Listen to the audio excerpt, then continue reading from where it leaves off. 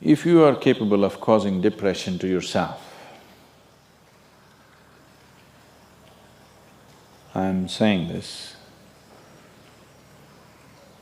not without any concern for your illness or not due to lack of compassion, because that is the nature of what's happening to you. If you're causing depression to yourself, you are able to generate substantial amount of intense emotions and thoughts, but in the wrong direction. If you don't have very strong emotions, very intense thoughts about something, you cannot get depressed. It is just that you are generating thoughts and emotion which work against you, not for you.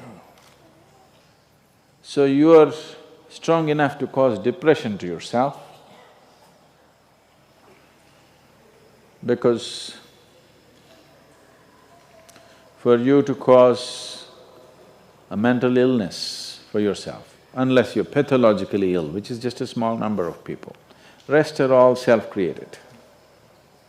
Most of them are self-created. A few are pathologically ill, they cannot help it. It just comes from within because of genetic and other factors. Almost everybody here, if we train them towards a certain kind of thought process and emotion and push them a little bit with the outside situations, almost everybody will go lose their mental balance. They will become clinically ill. They can be driven to madness, I'm saying, because the line between sanity and insanity is very thin. People keep pushing it. You get angry,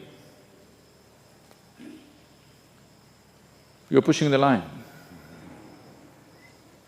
It's a thin line.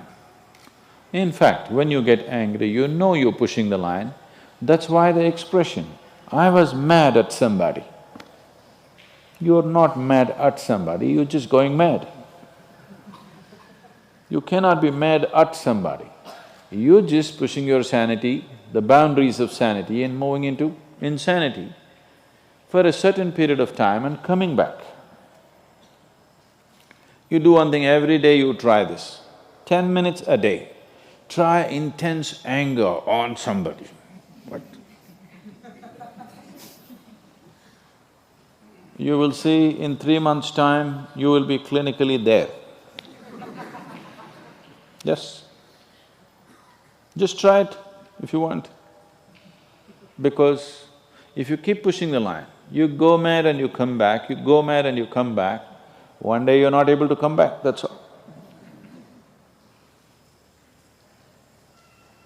One day you're not able to turn back, then you're clinically ill. You must understand, even if you got angry for a moment,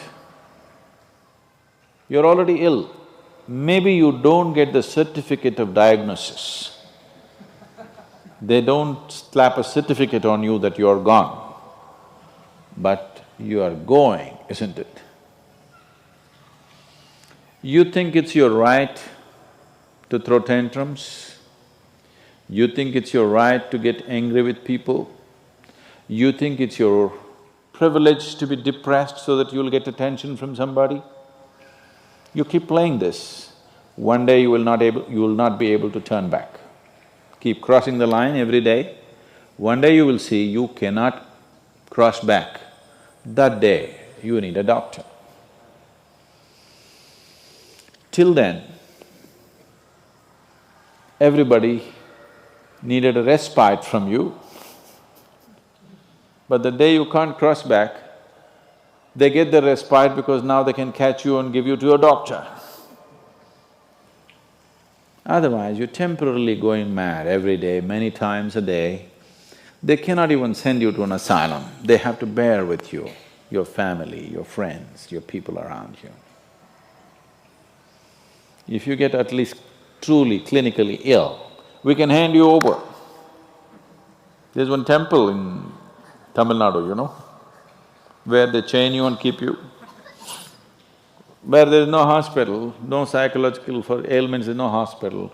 There is a temple that somebody created which is supposed to push people back into sanity. So, families just take them and leave them there, they're shackled and left in the temple. You give them some money, they'll feed you, and you're just there like an animal, tied up. I think if hospitals were run like this, a lot of people wouldn't go crazy.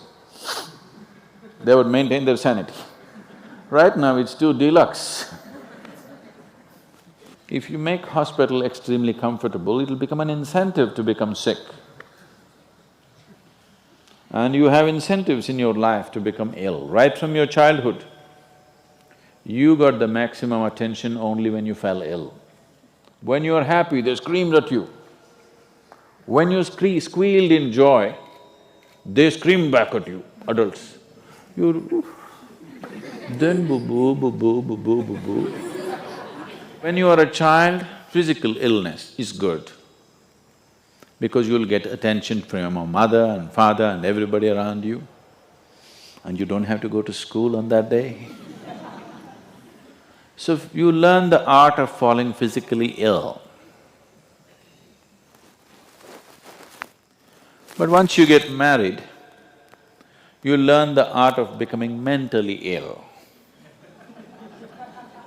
Because if you want to get attention, you go sit in a corner, act depressed, people will pay attention to you.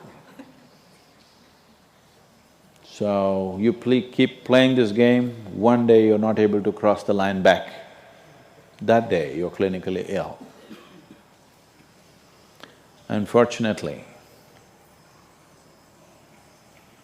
in many ways, not just in the way that I said now, in many different ways, I would say 70% of illnesses on the planet, all kinds, are self-created.